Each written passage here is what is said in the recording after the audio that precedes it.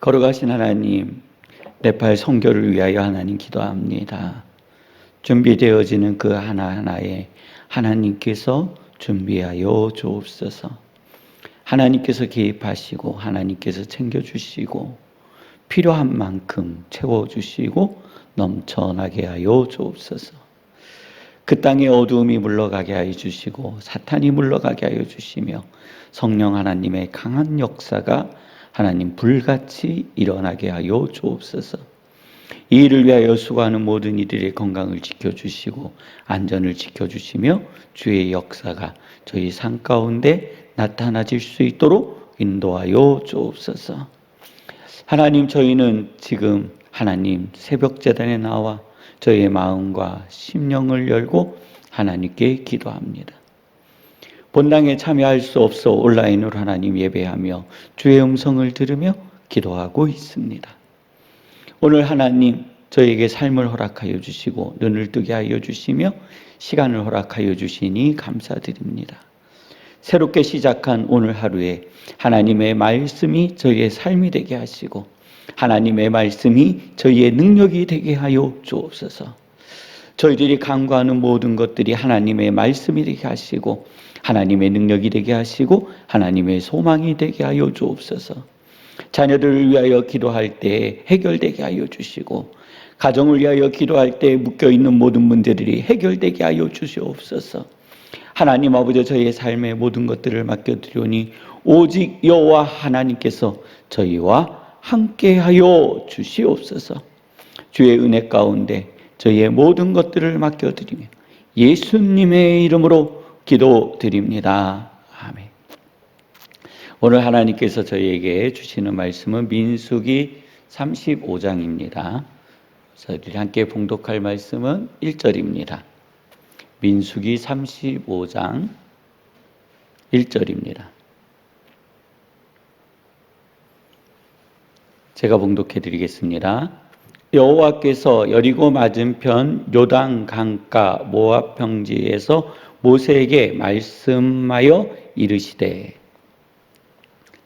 여호와께서 모세를 다시 부르시고 말씀하십니다. 야, 너희들 땅 다 나눠 가졌어요. 너희들 땅 다 나눠 가졌지. 그런데 땅을 나눠 갖지 않은 한 부족이 있어요. 한 자손이 있어요. 누구냐면 레위 지파예요. 레위 지파는 땅이 없어요. 그게 말씀하시는 거예요. 너희들이 가지고 있는, 너희들이 받은 땅 중에 일부를 레위인들을 위하여 내어주라. 자, 여기에는요 제비뽑기를 했어요. 또 그 숫자에 따라 많이 받은 지파도 있고 적게 받은 지파도 있어요. 그러면 똑같이 내놓으면, 야, 너희가 10,000평 받았으니까 10,000평 기준으로 해서 평균으로 해가지고 다 1,000평씩 내놔 하면 5,000평 받은 사람은 불편해지잖아요. 분쟁이 나지 않을까요? 싸움이 난다고요.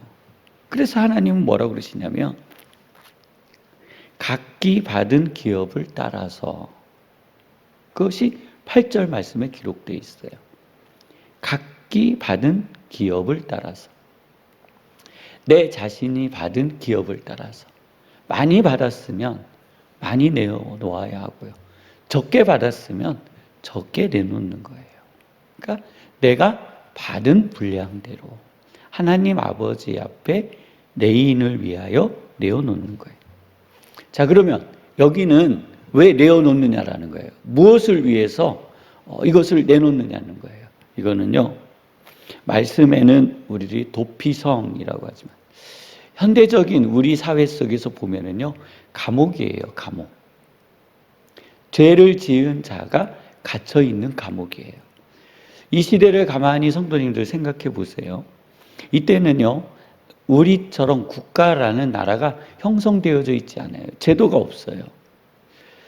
사울 왕까지는 사사 중심의 사회였어요. 그래서 하나님께서 사사를 통하여 그 나라를 통치하셨다고요. 그리고 사사가 재판을 해요. 그리고 각 성에 있는 사람들이 재판을 해요. 그래서 감옥이 없어요. 감옥이라는 게 없어요. 자, 근데 감옥에 갇힐 죄가 있어요. 그렇지 않겠어요? 사람을 가두어야 되는 공간이 있어야 되는 거예요. 거기가 어디예요? 도피성이에요. 이 도피성에는요, 어떤 사람들이 가냐면, 이제 죄에는 과실치사, 과실치상이 있어요. 과실치사는 사람을 내가 잘못해서 죽게 한 일이에요. 우리가 옥상에서 실수로 벽돌을 떨어뜨렸는데 그 벽돌에 맞아서 이렇게 사람이 소천하셨어요. 내가 운전을 하고 가는데 잘못해서 사람을 쳤어요. 아니면 그 사람이 도로 밖으로 갑자기 튀어나왔어요. 아니면 내가 넘어졌어요. 근데 우연히 옆에 있는 사람이 같이 넘어지면서 안타까운 일을 당했어요. 이것을요, 과실치상, 과실치사라고 그래요. 고의로 한 것이 아니라 부지 중에 이렇게 일어난 사고에 대한 거예요. 그런데 사람이 죽었어요. 유가족이요, 얼마나 억울하겠어요. 얼마나 힘들겠어요. 그럼 어떻게 하려고 할까요? 원수를 갚아야죠. 야, 그러면 나도 너한테 과실치사를 할 거야. 너한테 이렇게 넘어지는 척하면서 너 똑같이 당해봐. 이럴 수 있다고요. 이럴 때 어디로 도망가요? 네, 도피성으로 도망가요.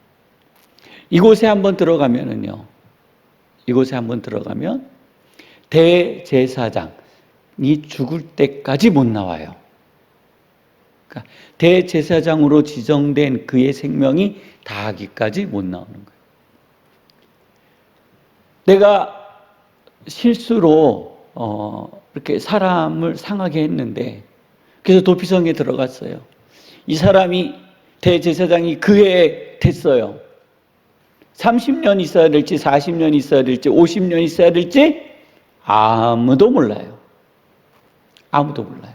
그러니까 그 성에 갇혀 있는 거예요. 갇혀 있는 거예요. 우리는 도피성을 보면서 죄 지은 사람들을 위해서 베푸시는 하나님의 은혜라고 착각할 수 있어요. 절대 아닙니다. 죄를 지은 사람, 그를 위한 게 아니에요. 성도님들 그를 위한 거라면 들어갔다가 나와야죠. 그게 아니에요. 이 사람은요, 감옥에 갇히는 거예요. 자유가 없어요. 그 성에서 나올 수가 없어요.